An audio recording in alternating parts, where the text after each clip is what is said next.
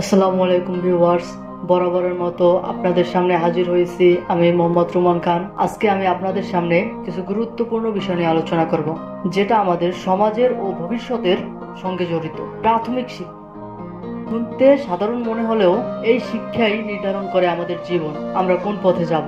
আপনি দেখবেন গ্রামে একটি প্রাথমিক বিদ্যালয়ে ঠিকমতো ভালো শিক্ষক নেই, ঠিকমতো বেঞ্চ নেই, অথবা ভালো গাইডলাইন নেই। আর অন্যদিকে একটা শহরের স্কুলে ডিজিটাল ক্লাস, প্রজেক্টরের ভালো ব্যবস্থা, পরিবেশ, নিয়মিত ক্লাস, শুধু জায়গার পার্থক্যই শিক্ষা এমন বদলে যায়। বন্ধুরা, শহরের শিক্ষার্থীরা ভালো ভালো ভিত্তি নিয়ে বড় হয়, চাকরি প্রতিযোগিতা সফল হয়, আর গ্রামের শিশুরা পিছিয়ে পড়ে, আর যার ফলাফল বেকারত্ব। শুরুতেই যদি ভিত্তি দুর্বল হয়, তাহলে ভবিষ্যতের উপর দাঁড়াবে কিভাবে?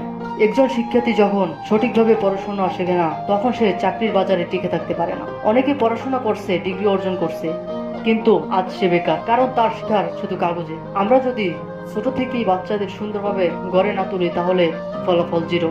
আপনি দেখবেন শহরে একজন শিশুকে তার গার্ডিয়ান স্কুলে নিয়ে যায় এবং নিয়ে আসে, কিন্তু গ্রামে তা ভিন্ন। তাই সঠিকভাবে গাইডলাইন না দিতে পারলে বেকারত্বের সংখ্যা আরো বেড়ে যাবে। তাই চলুন প্রতিজ্ঞা করি, গ্রামের শিশুরা পাবে মানসম্মত প্রাথমিক শিক্ষা, স্কুলে থাকবে অত্যাধুনিক প্রযুক্তি, প্রজেক্টর, বই, শিক্ষক ও প্রযুক্তির ছোঁয়া। তাহলেই কমবে বেকারত্ব, গড়ে উঠবে দক্ষ প্রজন্ম। শিক্ষাই জাতির মেরুদণ্ড।